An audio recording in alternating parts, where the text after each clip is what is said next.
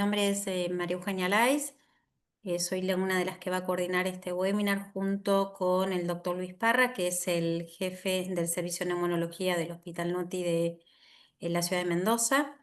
Y un poco tenemos una gran expectativa porque justamente es donde estamos hoy planteados en relación a la terapia personalizada en el tratamiento del paciente firoquístico. ¿Y qué pasa justamente con la mejoría del uso de los moduladores y la suspensión del tratamiento básico y esencial de su día a día? Entonces se planteó justamente hacer la presentación de distintos casos de vida real. Es un caso de un paciente pediátrico y dos de adulto. ¿Y qué pasa cuando se suspende el mucolítico, en este caso la alfa-dornasa, y qué pasa cuando se suspenden los antibióticos inhalados? Es un poco hacer una revisión de esto y mostrar estos casos que realmente son muy interesantes y espero que les sirvan y entre todos podamos comentarlos al final de la exposición. Entonces vamos a empezar con la doctora Lizy Bujedo, que es médica neumonóloga de Córdoba. Ella se dedica a la atención de paciente pediátrico y es nuestra past president de la PAFIP. Si querés, Lizy, anda compartiendo la pantalla. Dale, buenas Y noches a Lizy, todos. Gracias eh, por estar. a continuación de la doctora Bujedo va a seguir la doctora Lilian Cano. Lilian es la jefa de la unidad de fibrosis quística de adultos del Hospital Cetrángulo. Y a continuación de la doctora Cano va a seguir el doctor Ezequiel Barán, que también va a presentar, bueno, Ezequiel es el jefe del servicio de neumonología del Hospital Rossi de la Plata, que también va a presentar un caso de la suspensión de la DNASA en paciente adulto. Vamos a empezar entonces con la doctora Bujedo y les repito, al final de las tres presentaciones se van a organizar las preguntas y la discusión de los casos. Adelante, Lizy. Bueno, gracias. Bueno, voy a presentar un caso de una paciente de sexo femenino que fue fruto de un embarazo controlado, sin complicaciones, con un peso de nacimiento de 3,2 kilos, nacido de término, con una edad gestacional, tiene una alta conjunta, la pesquisa de TIR no fue realizada, la paciente el primer año de vida presenta episodios respiratorios recurrentes, sin internaciones, con una mala progresión en el crecimiento. A los 17 meses de vida, por tener cuadros respiratorios recurrentes y mala progresión de peso, se le solicitan estudios y dentro de los estudios que se le solicitan se le pide un test de sudor. El test de sudor, como vemos, dio positivo. El primero dio 87 miliequivalentes y el segundo 88 miliequivalentes. Con esto se hace el diagnóstico, son positivos los dos, diagnóstico de fibrosis quística. Posterior a esto se le hace el estudio genético y la paciente es una delta 508 homocigota, es una mutación clase 2.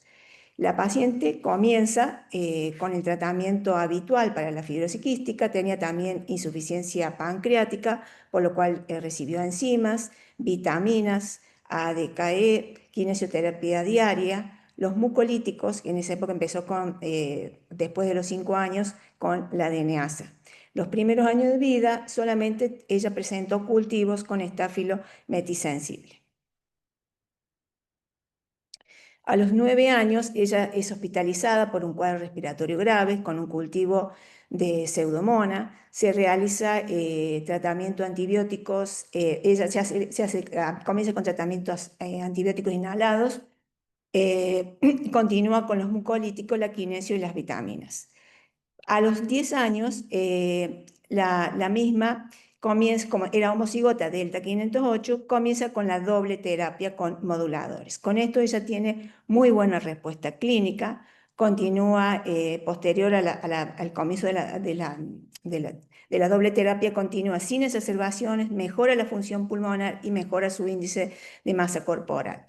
A los 2 años, a los 12 años, ella comienza con el tratamiento con la triple terapia. La paciente cuando comienza con la triple terapia ya comienza con buena función pulmonar y ella posterior a esto ya está, continúa sin exacerbaciones y no se rescatan en los esputos ningún germen, lo cual no quiere decir que no lo tengan, pero bueno, en los controles que se hacían no se les rescataban germen. Al año de estar recibiendo ya el tratamiento con triple terapia, la paciente pide disminuir un poco la carga de tratamiento porque se le hacía difícil, estaba en el secundario, entonces, bueno, se toma una decisión consensuada con la familia de suspender uno de los mucolíticos y bueno, ahí se elige la DNASA, pero ella continúa con la hipertónica. Estas son las espirometrías previo a comenzar con la triple terapia. Como ustedes pueden ver, ella tenía buena función pulmonar antes de comenzar con la triple terapia porque había estado 2 años con doble terapia y con muy buenas respuestas. Se hace el test de sudor de cuando comienza antes de la triple terapia era de 87, después se hace un control posterior a los 3 meses de estar con la triple terapia, mejora su test de sudor a 50 y la función pulmonar sigue estando bien. La paciente, después de 6 meses de estar con triple terapia, es cuando se le disminuye la carga de tratamiento.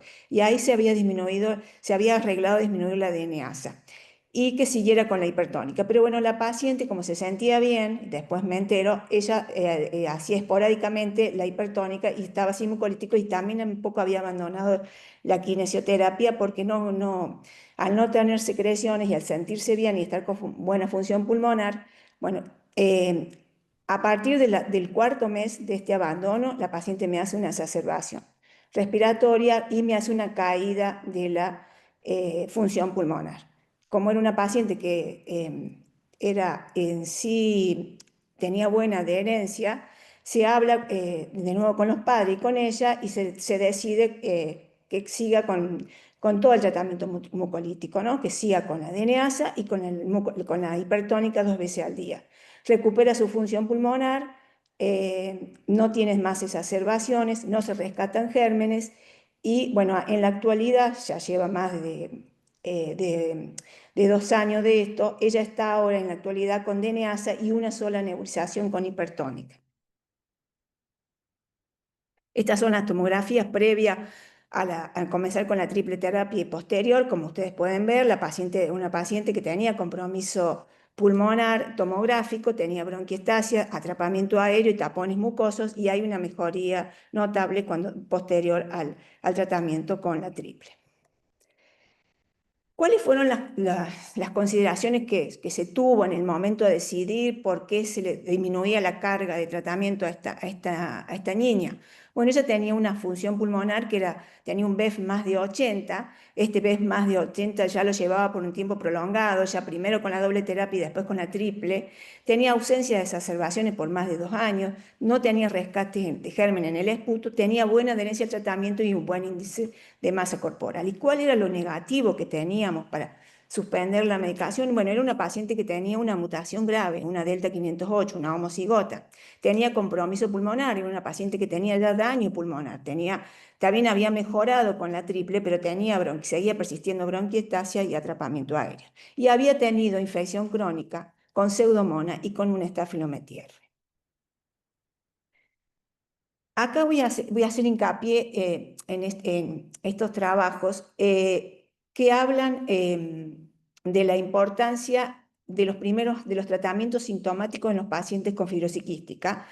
El paciente con fibrosis quística, desde que comienza con un proceso de inflamación en su vía aérea.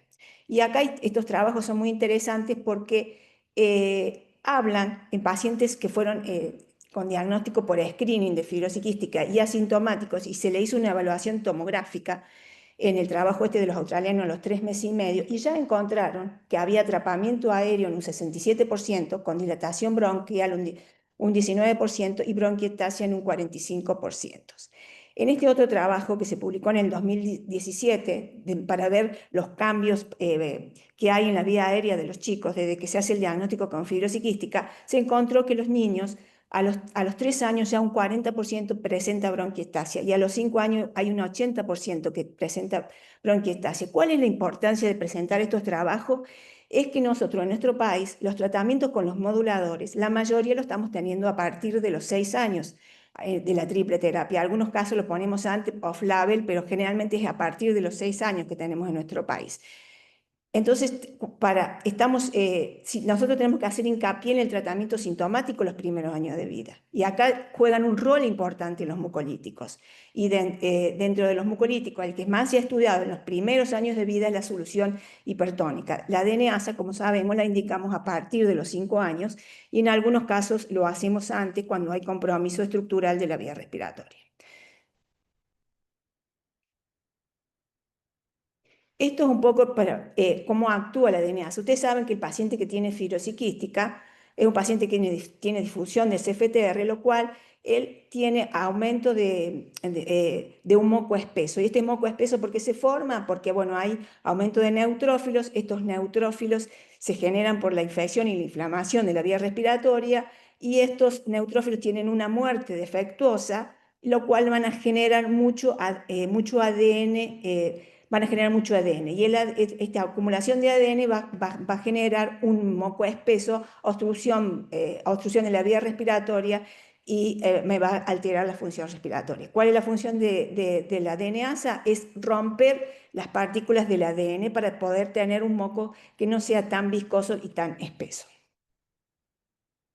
Acá hice una revisión más o menos de la DONASA alfa.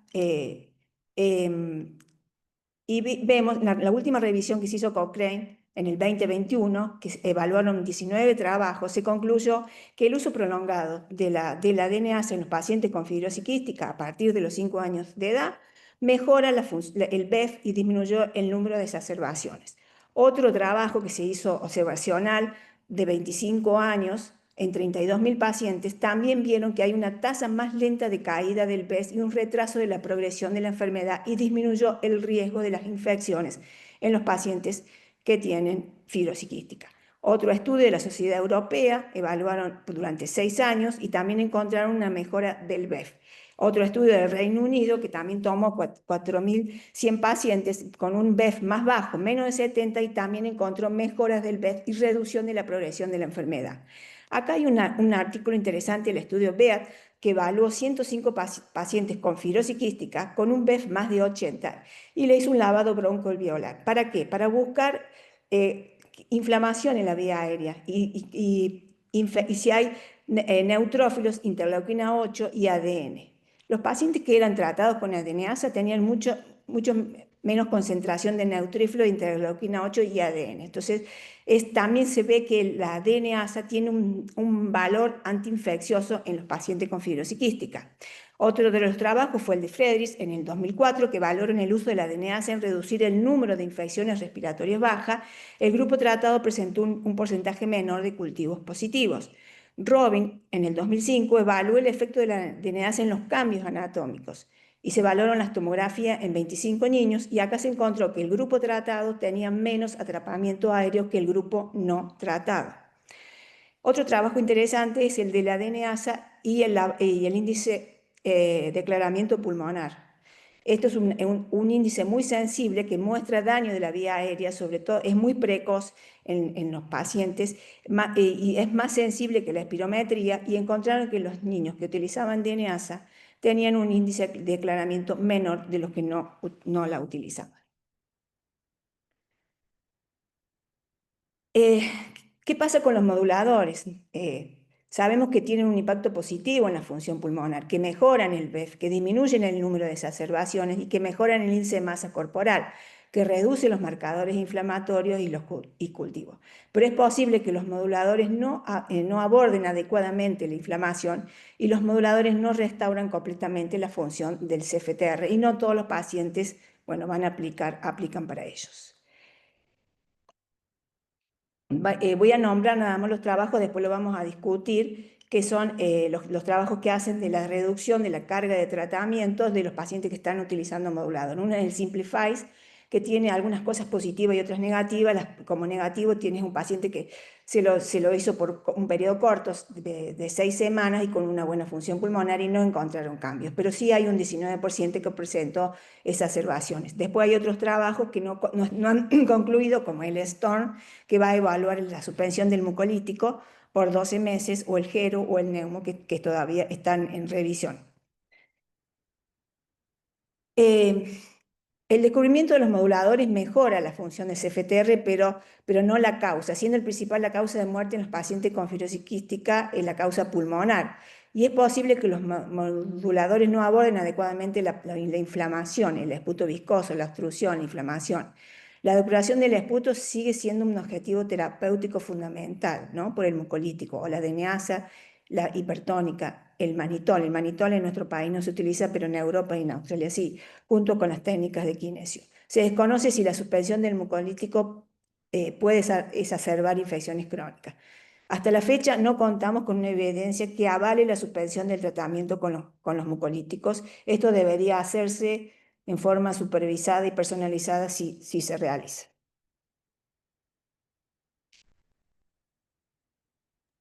Ya está. Muchas gracias, Lizzy. Ahora vamos a Te seguir con comparto. el caso de Lilian.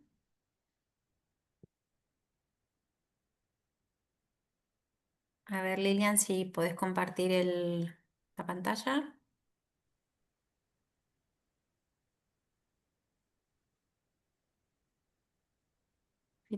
Ahí está, perfecto. Bueno, buenas Perdón, noches. perdón Lilia, voy a Sí. interrumpir. Por favor, las preguntas pueden hacerlas por el chat, quienes así después ordenamos las formas de hacer el interrogatorio. Gracias. Bueno, buenas noches a todos. A mí me toca presentar un paciente con uso de moduladores y abandono de antibióticos inhalados. Voy a presentar una paciente femenina que a la fecha que concurrió a nuestra unidad, que fue en el 2017, tenía 22 años. Como antecedentes, había sido diagnosticada en la infancia a los 6 meses por repetir neumonías. Tenía 2 estudios del test del sudor positivos y el estudio genético que tenía un delta F508 barra una 1521-1523 del. El cultivo de esputo traía como antecedente una infección crónica por una pseudomonas multisensible y un estafilococo sensible, y la espirometría previa al ingreso era un BEF del 65% de 2 litros 10, de 2 litros 10, con un índice de masa corporal de 18,8. Nosotros corregimos un poquito el tratamiento, dado que realizaba un tratamiento irregular con la hipertónica, con la DNASA, un tratamiento irregular con la hipertónica, no, las enzimas pancreáticas las usaba correctamente, no estaba usando en forma correcta la tobramicina, usaba multivitamínico, la citromicina trisemanal, y usaba fluticasona bilanterol, como así también suplementos nutricionales. Esta es la espirometría y la bacteriología previa al inicio de la terapia moduladora. Como ven, tenía una función pulmonar del 56%, de un litro 77, y la infección crónica por estáfilo y pseudomonas. El estáfilo solo tenía resistencia a eritro y clinda.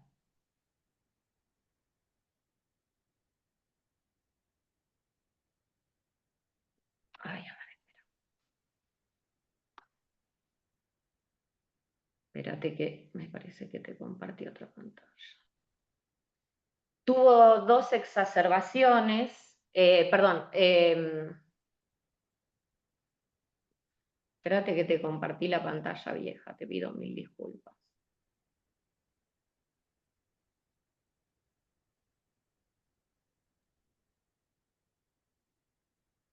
No importa.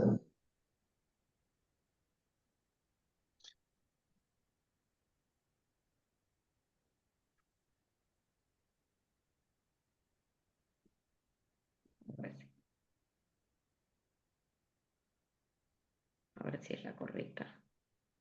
Perdón por la demora y por la desprolijidad.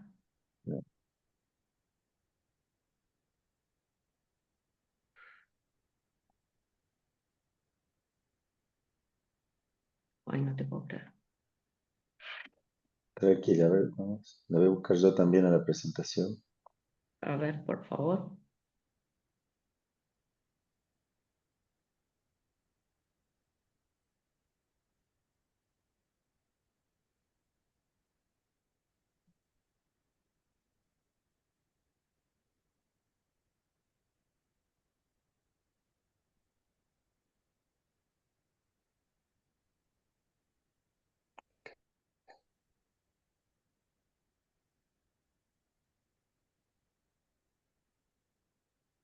Lilian, ¿querés buscarla tranquila y Ahí pasamos la, al caso?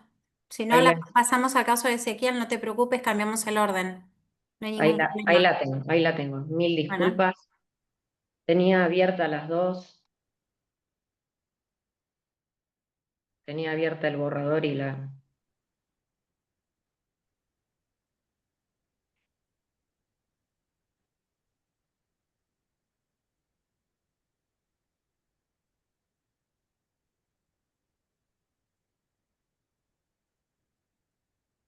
Bien.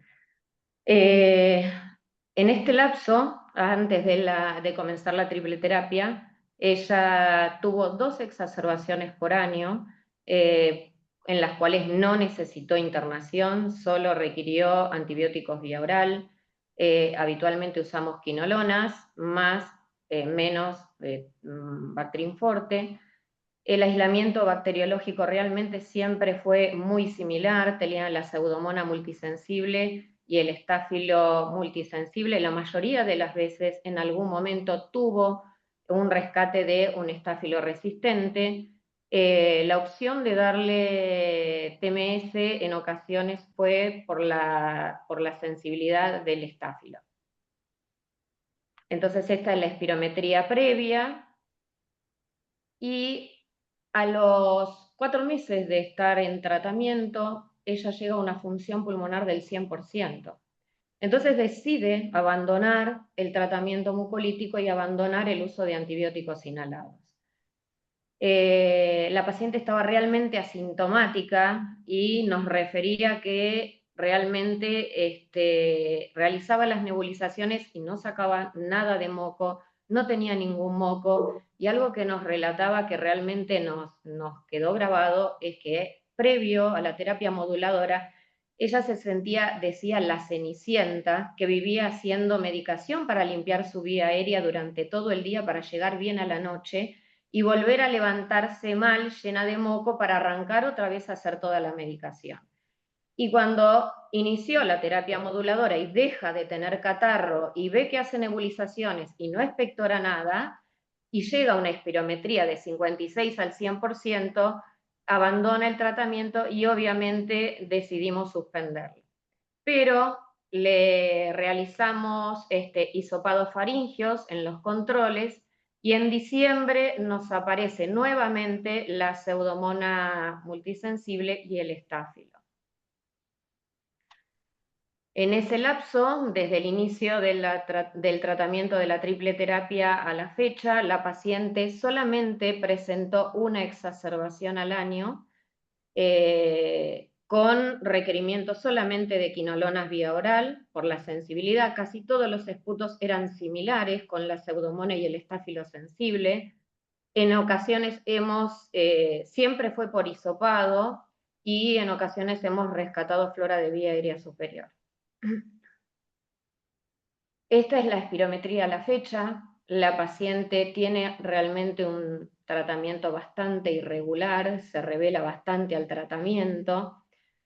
Vemos que la espirometría está en 93% y tiene una Pseudomonas sensible. Acá está marcado que es sensible a tobramicina, pero también es sensible a colis, que es lo que actualmente decidimos ponerle, porque en algún aislamiento previo hemos rescatado alguna Pseudomonas con resistencia a tobra, por lo cual decidimos dejarle el colistimetato. A la fecha se comprometió a realizar nebulizaciones con DNASA, lo cual en los interrogatorios realmente a veces refiere que hace y a veces refiere que no. Lo mismo que nos pasa, y no solo con ella, sino con varios pacientes que cuando uno reinterroga, los chicos dicen realmente que a veces hacen el antibiótico las 2 veces al día y a veces se olvidan o algún día se lo saltean porque se sienten bien. Acá tenemos, perdón.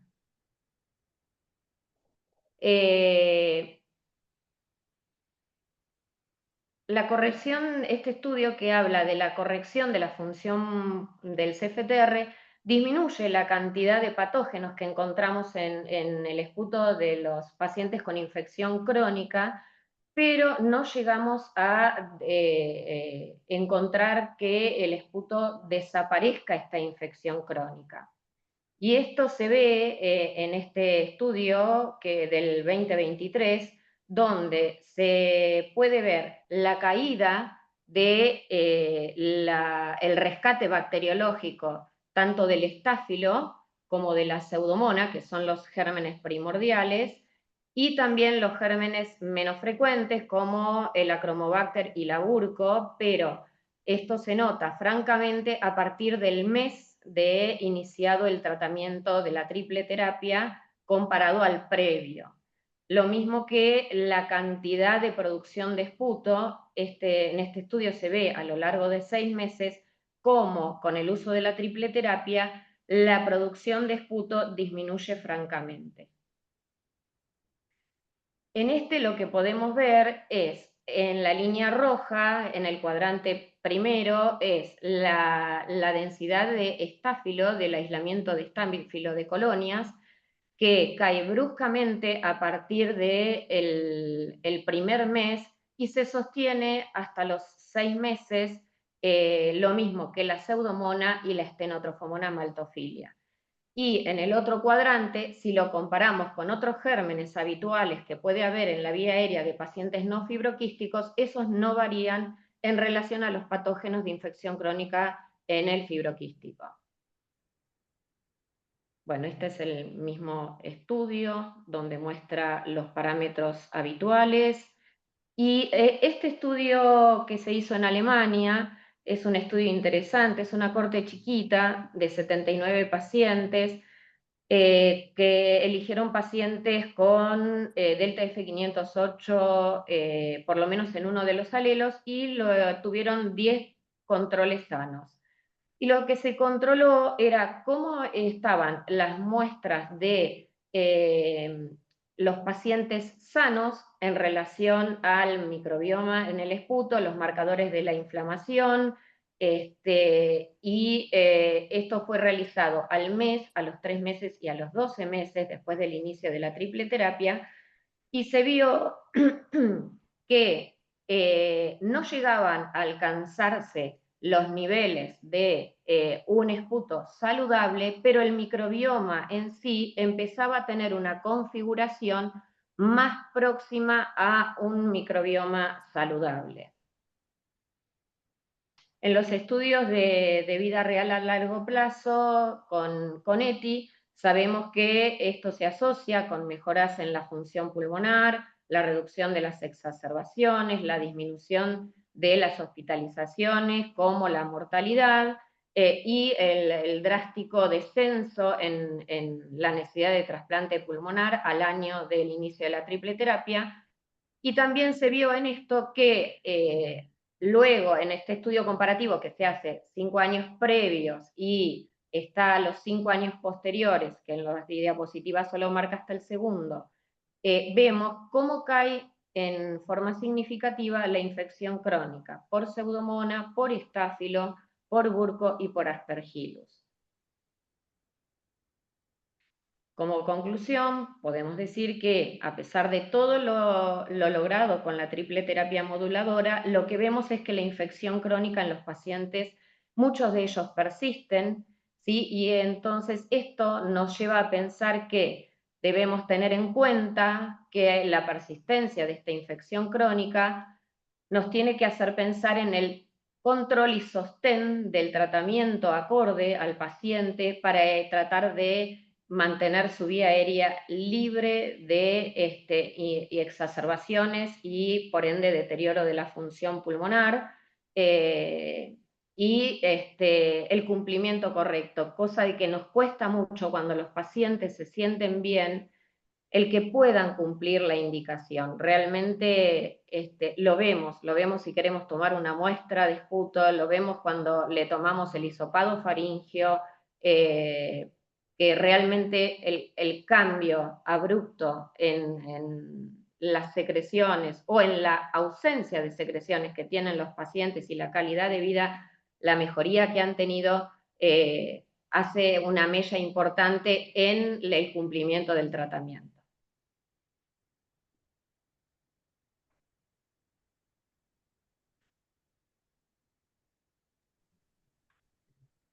Gracias, Liliana. Seguimos con S.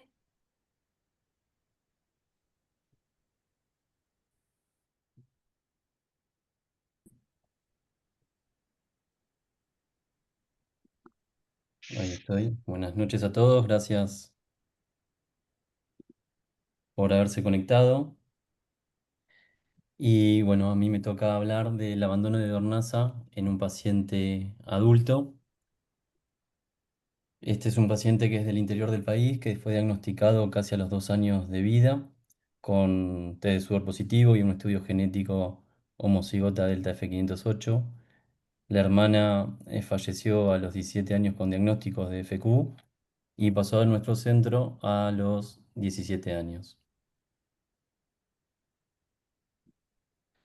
Como antecedentes es suficiente pancreático.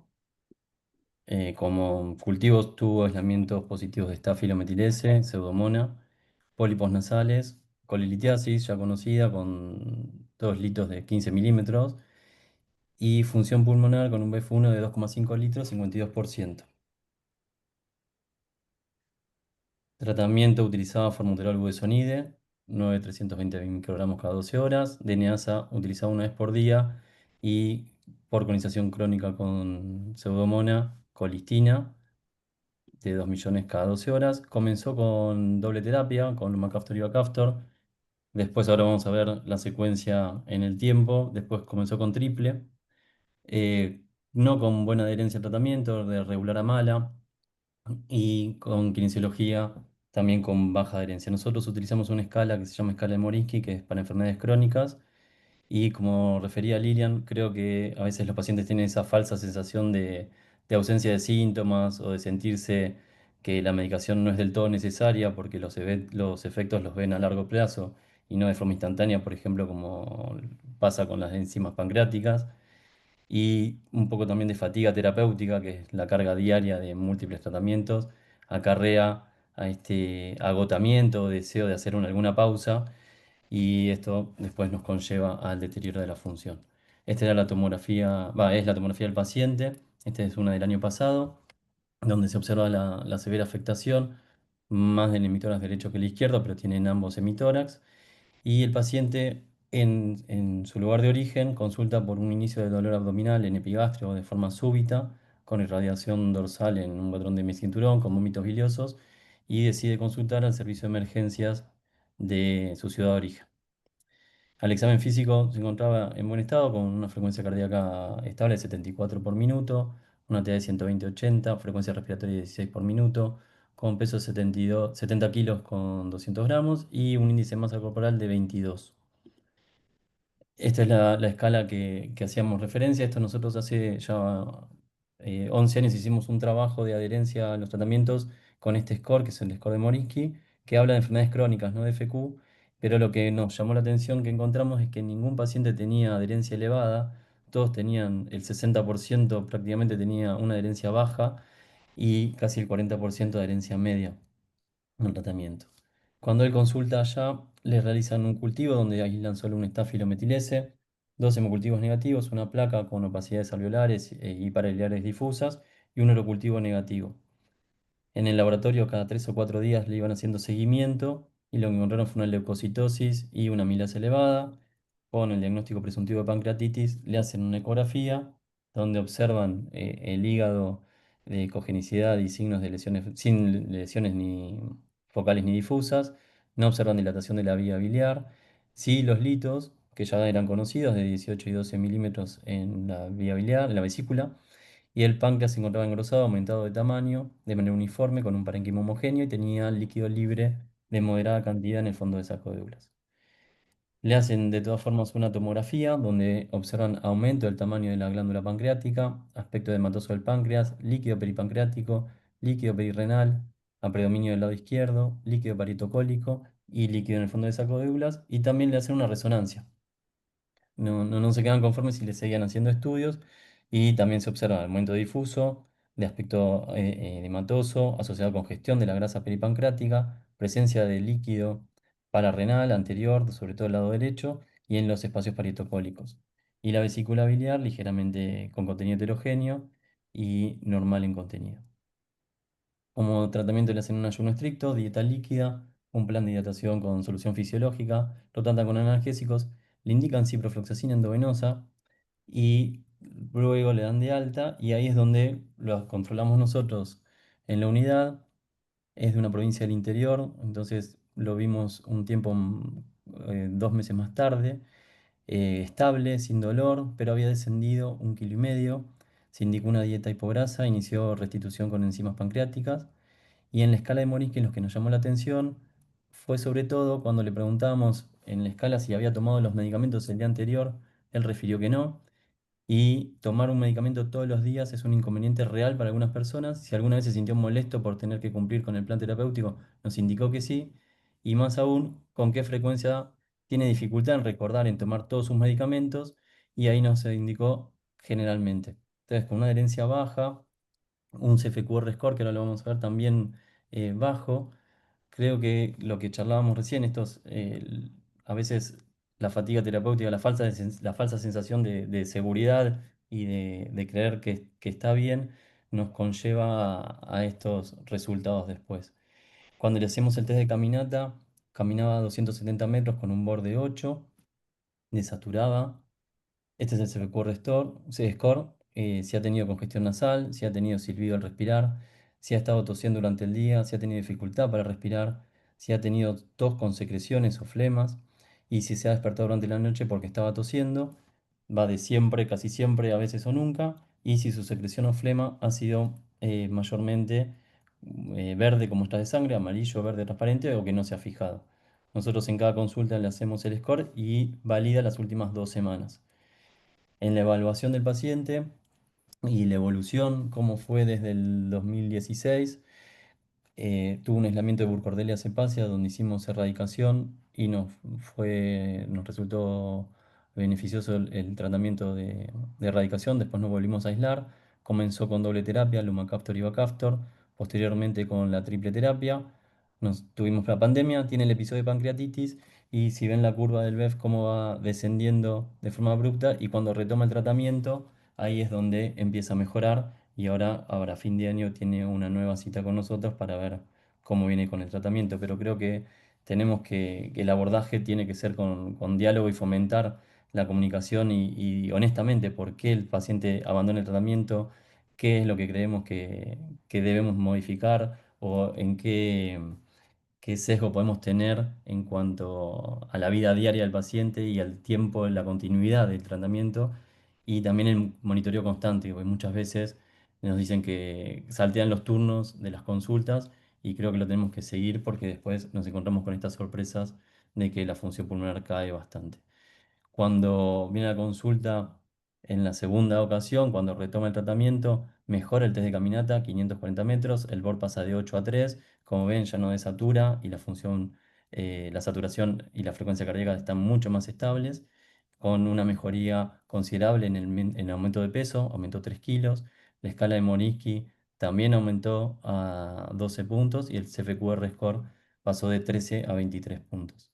Así que creo y que tenemos que enfatizar el monitoreo, el diálogo abierto con los pacientes, la continuidad y fomentar la adherencia, hablar de la fatiga terapéutica, los efectos secundarios que a veces son menores y el paciente por molestias, irritaciones, en tomar la medicación a largo plazo lo suspenden y también de esa falsa sensación de seguridad que vemos en los pacientes, sobre todo con triple terapia, que los síntomas inmediatos pueden generar la ilusión de que ya no necesitan el resto de la medicación. Así que creo que vamos a seguir nebulizando a futuro Y bueno, muchas gracias y ahora pasamos a las preguntas.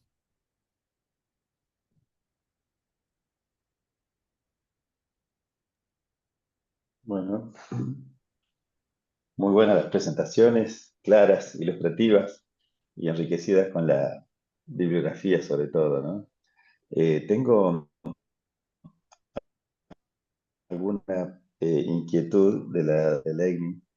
Ella plantea acerca de, eh, dice que es difícil afirmar que los pacientes se empeoran por dejar de hacer solo el agente mucoactivo, ya que también dejan de hacer casi las terapias, como por ejemplo los antibióticos nebulizados. Además, no se rescatan los gérmenes porque baja la densidad, pero tampoco podemos decir que no están sin hacer un BAL. Esta inquietud la dejo para el panel en general, así cada uno hace sus distintos aportes. Y es lo que estuvimos hablando, que el paciente se siente bien porque no tiene secreciones, porque mejora su función pulmonar, porque no se le rescata germen.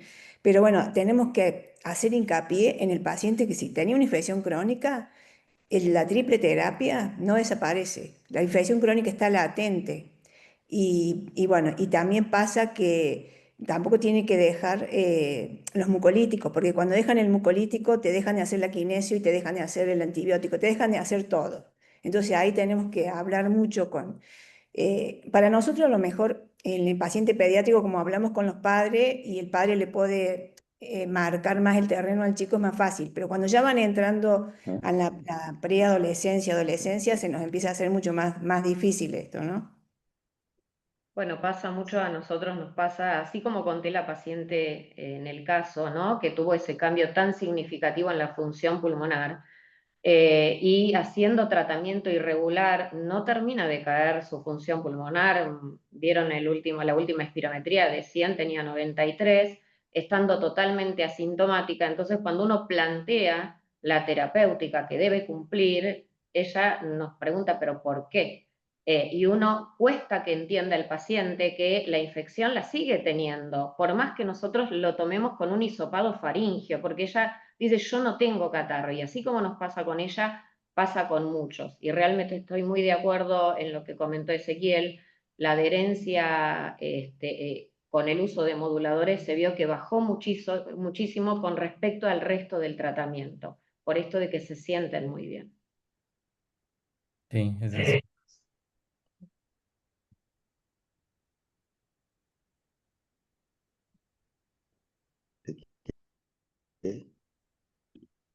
No, estaba, ¿Vas a decir algo? no, estaba leyendo justo Bien. lo que escribió Eh, Alejandra, que, que sí, que los pacientes se exacerban menos, se sienten mejor, pero muchas veces lo que dejan hoy lo vemos a largo plazo, lo vemos en 8 o 10 meses, no lo vemos instantáneamente. Entonces las caídas y de la función, y algunos pacientes incluso eh, no exacerban como exacerbaban antes, tienen otra sintomatología. Disminuyen un poco el peso, tienen exacerbaciones, pero son distintas a las que estaban acostumbrados.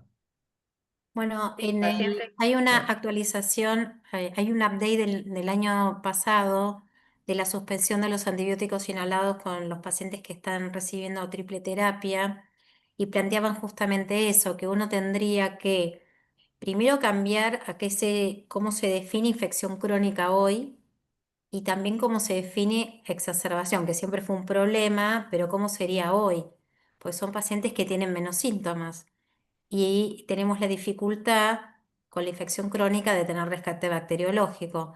Entonces me parece que eso es un gran problema que siempre lo vemos en un montón de charlas y que tampoco está definido. Sí, y más sabiendo que pacientes que a medida que van aumentando la edad van a tener mucho más riesgo de tener infección crónica y son pacientes que abandonan el tratamiento y como vos decís a largo plazo vamos a ver el problema. No sé qué opinan de esto. Y sí, porque si tiene una infección crónica quedó latente. Y entonces al dejar de hacer las terapias, viste, los mucolíticos o la quinesio o los tratamientos con los antibióticos, va a reaparecer el patógeno ese crónico que tenía y va a haber un deterioro de su función pulmonar. Eso es lo que se habla, por eso no tenemos nada que nos agarre hoy en día para suspender los tratamientos en los pacientes con fibrosis quística, ¿no? Tenemos que ser muy cautos en este punto con los pacientes con fibrosis quística. Y como dije, ya el paciente, los primeros años de vida, tiene un daño estructural de su vía aérea. Y esto está demostrado por los trabajos que presenté. Y con los moduladores estamos llegando tarde para mejorar el CFTR. Recién a los 6 años estamos nosotros llegando. Ya tiene un daño estructural ese paciente. Será otra historia, ¿no? Cuando podamos dar los moduladores desde que nace el chico, será otra historia. No tendremos daño pulmonar, no tenemos infección crónica, pero ahora, en la actualidad, tenemos que ser muy rigurosos con esto, ¿no? En el mensaje que le damos a los pacientes. Sí, incluso con la triple terapia también tienen no adherencia del 100%. Hay trabajos ya que tienen de 80%, que no hacen todas las tomas diarias. Sí, sí, tal cual. Perfecto. Hay comentarios de Sandra Bertelegni que dice que es importante trabajar en adherencia y otro de Alfio Fiammingo, que recuerden que la adherencia al tratamiento de los fibroquísticos en países desarrollados antes del ETI es del 50%. Sí. Eh, Así que es, bueno, una aclaración importante también, ¿no? La adherencia baja, pero no es excusa para que el equipo de trabajo haga hincapié en todos los tratamientos que siempre deben seguir haciendo. Sí, incluso creo que esto Eh, de seguirlos continuamente, que antes los veíamos trimestralmente y ahora los pacientes mismos van escapando a las consultas y las van haciendo cada vez más esporádicas, nos llevamos sorpresas cuando los controlamos, que por ahí desciende el BEF o ellos dicen, no, me siento bien, pero cuando uno ve retrospectivamente, tienen caídas de la función. Y tendríamos que implementar en los sí, centros que se puedan los índices de aclaramiento pulmonar, que es mucho más sensible que una espirometría, ¿no? Que nos puede estar correcto, marcando que hay daño estructural de su vía aérea. está bien, claro. Sí. Es importante ver la línea de tiempo de función pulmonar en los pacientes porque las caídas discretas uno no Claro, las nota, pero si uno toma la línea de tiempo, supongamos un par de años, ve que hay una caída significativa de función pulmonar. Eso lo estamos viendo nosotros en los distintos esquemas de seguimiento del paciente y realmente es importante tener en cuenta ese dato. sí, Este, Es que creo que ese dato también nos ayuda para mostrarle al paciente la importancia de realizar tratamiento, ¿no? Por más que se sientan bien, totalmente. pero ese mínimo descenso que se va sosteniendo en el tiempo es producto quizás también en parte de no hacer todo el tratamiento completo. Por otro lado, hay comentarios, felicitaciones de Sandra Pochettino, pero pregunta al panel cuando hablan de adaptar tratamiento al paciente, ¿convendría suspender Nebu y o DNASA? Supongo que es Nebu con solución salina y o DNASA y luego retomar según pruebas de función pulmonar o convendría pactar régimen eh, de menor intervención semanal, supongo que quiere decir.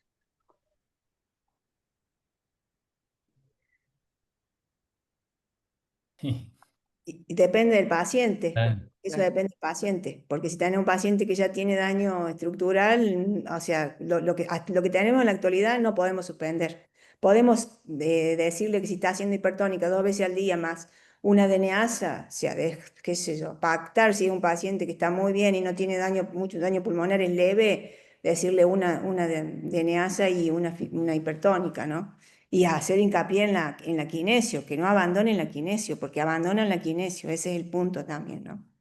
Claro, lo que pasa, vos lo planteás, Lizzy, porque en los niños por ahí tenés esa injerencia. En un paciente adulto, con suerte se hacen una nebulización por día, con suerte. Entonces tenés que estar haciendo una concesión real para que haga algo. Como dijo Ezequiel, ni siquiera te terminan de tomar los 3 medicamentos de la triple.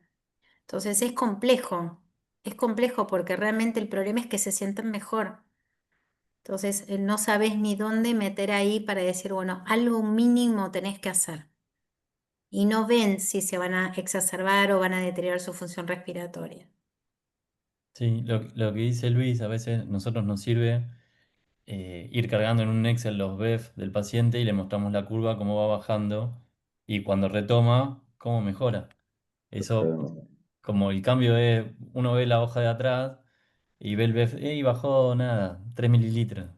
Ve que es poco, pero a la suma de los años es de una cantidad importante.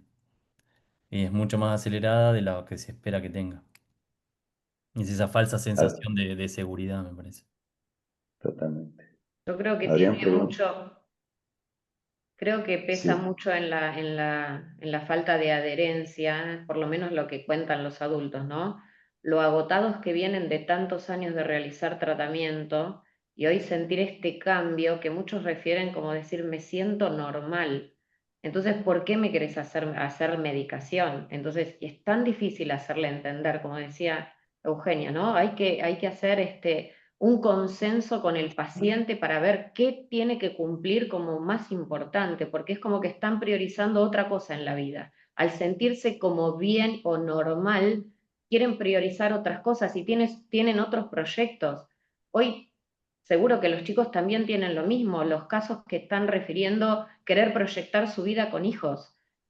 Sean varones, sean mujeres, todos están queriendo proyectar su vida y tienen proyectos, cosa que antes estaba todo muy focalizado en el tratamiento y la enfermedad. Entonces, hay que concesionar con el paciente, como dijo Eugenio. hay dos inquietudes de Adrián y de Laura Belsunce. Las voy a unificar porque me parecen prácticamente parecidas.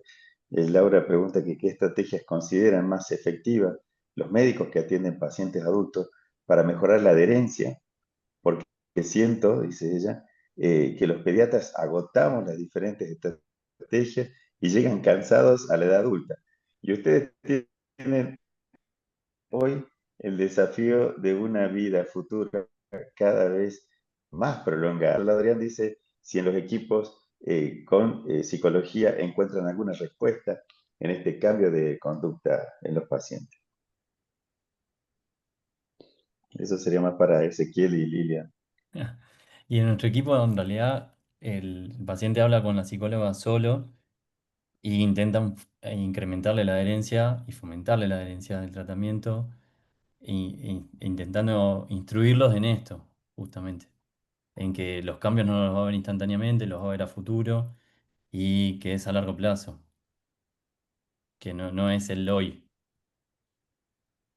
No Sí, sé. coincido con Ezequiel. Obviamente todo el equipo insiste en la importancia de mantener el tratamiento para poder sostener el BEF en la mejor condición posible, pero bueno, forma parte de nuestro trabajo diario de insistir en cada consulta, con cada paciente, la adherencia al tratamiento, que como vimos en muchos lados, siempre la adherencia es baja y ahora mucho más que se sienten mucho mejor.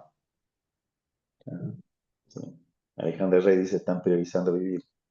Eh, por otro lado, Silvina Lubovich pregunta, dice, si el paciente con ETI no cultiva la pseudomona por más de 2 años, esputos inducidos, entre paréntesis, y mantiene estabilidad clínica y BEF mayor a 100, interrumpen el antibiótico inhalado, le hacen un VAL estando estable. Y Hay un trabajo de Dinamarca donde ellos están siguiendo lo que hacían antes, la IgG, que pueden no cultivarlo, pero con IgG elevada consideran que el paciente tiene infección o colonización en la vía aérea. Eh, y después hay otros trabajos donde se hizo lavado y han rescatado en distintos sectores sí y en otros no. sí, después hay uno como el 5, el que mostraste vos, Lili, de seguimiento con reacción de cadena polimerasa con pseudomonas y donde no tienen el cultivo en directo, sí lo tienen por reacción de cadena polimerasa. O sea, Claro. la pseudomonas sigue estando. Y lo que dice Sil es para seguimientos, supuestamente tiene que tener 4 cultivos anuales, trimestralmente. Si durante 4 cultivos anuales, durante 2 años no son negativos, ahí uno estaría autorizado a abandonar el tratamiento antibiótico No sé hospitalario. si, no sé si a vos te pasó ese o Euge, pero nosotros hemos tenido pacientes post-ETI que tenían pseudomona, tuvimos 4 cultivos posteriores negativos a lo largo de año y medio, suspendimos el Y antibiótico aparece. nebulizado, lo suspendimos a los 2 años, no al año y medio, y a los pocos meses volvimos a Aparece, sí. rescatarlo. Sí, sí, nos pasó. Silvina dice sí, que ella pregunta en la práctica diaria, que no hacemos PCR, dice. Sí, bueno, nosotros con Cepacia sí hacemos PCR, no con Pseudomonas, pero me pasó lo que dice Lili y no lo suspendo más. Bueno, intento que no lo suspendan en realidad, porque lo El suspenden después. problema es después que te lo apruebe la obra social, a Sí, veces, porque te piden un estudio actualizado y vos no lo tenés, y por más que pongas lo que pongas, a veces no te lo quieren dar. y una vez Ratgen dijo, una cosa es lo que yo escribo y otra es lo que hago. Claro. Sí, Silvia, es verdad eso, no es lo mismo en pediatría que en los adultos. Los adultos tenemos Ujú. un gran porcentaje de pacientes colonizados, así que, perdón, con infección crónica. Sí. Entonces, Exacto. ese es el término correcto.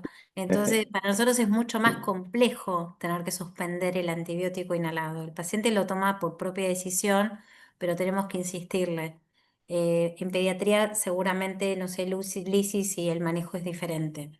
No, pero si tenés una infección crónica y pues está con el tratamiento con el modulador y la infección crónica está latente, entonces es muy difícil. Está bien lo que dice Silvia, y con buena función pulmonar, estable, más de 2 años que no tiene, no se le rescatan germen.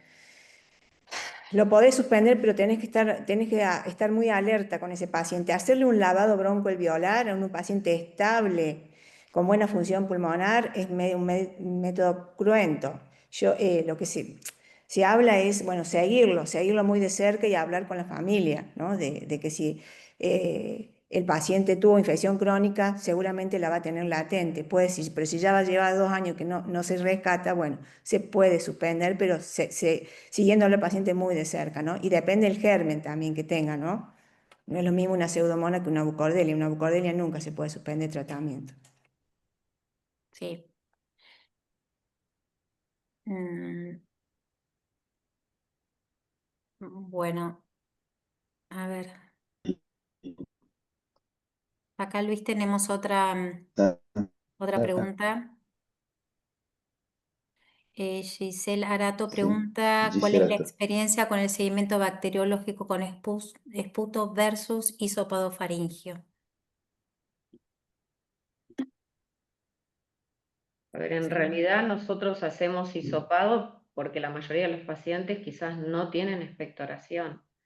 Entonces es la técnica que estamos usando nosotros. Bien. Y se hace hisopado, sí, hisopado de insuficiencia porque no tiene, entonces lo que en pediatría también nos pasa eso, ¿no? Bueno, si les parece, por ahí un poco a Pero, modo de sí, resumen, ya. Yo, por ahí, sí, Luis. no, no, está bien, termina. Ah, bueno, por ahí como para resumir un poco todas estas presentaciones, eh, queda bien en claro que los antibióticos inhalados no deberíamos suspenderlos en los pacientes que tienen infección crónica porque no tenemos resultados a largo plazo de esto. Y siempre tenemos que evaluar el riesgo del deterioro clínico porque el paciente está infectado y se puede aún sobreinfectar.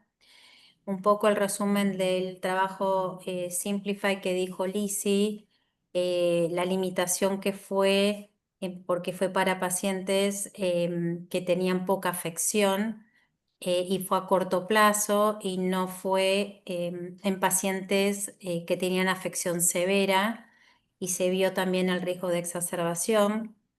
También un dato que hay un registro, hay un trabajo que más del 40% de los adolescentes en Estados Unidos han suspendido parte del tratamiento por sentirse bien y considerarse, 42% exactamente, consideraron que no era necesario seguir con el tratamiento.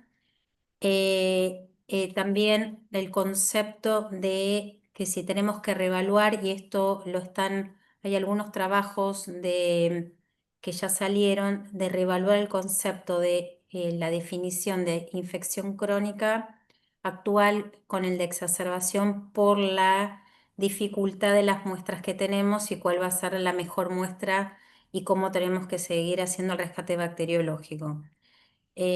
Por lo tanto, no tenemos datos consistentes para decir que tenemos que continuar o discontinuar el uso tanto de antibióticos inhalados como de mucolíticos. Esto sería un poco el resumen de todo esto y si quieren agregar algo, damos el cierre también, Luis. ¿Qué te parece? Sí, me quedo con dos o tres conceptos que dejaron los panelistas. Uno, la, los pacientes presentados, todos tenían un genotipo severo. Habían macroscópicamente logrado una función pulmonar sorprendente con el uso de la triple terapia, compromiso de función pulmonar y aparición de infecciones. Esto apoya lo que acaba de decir Eugenia respecto a el no abandono de los tratamientos. Una diapositiva que mostró Lisi respecto a la continuidad del fenómeno inflamatorio infeccioso en la vía aérea respecto a lo que nosotros conocemos como la trampa extracelular para neutrófilos. Eso es un fenómeno que no ha sido dominado a pesar de la terapia con moduladores. O sea que es una cuestión que, hablando ya de algo microscópico, es un fenómeno que deberíamos nosotros tener en cuenta y saber qué es lo que le está pasando o interpretando a cada paciente. Realmente estoy gustoso con las charlas de hoy y de más estoy decirle que estoy contento con el aporte que dejaron los panelistas.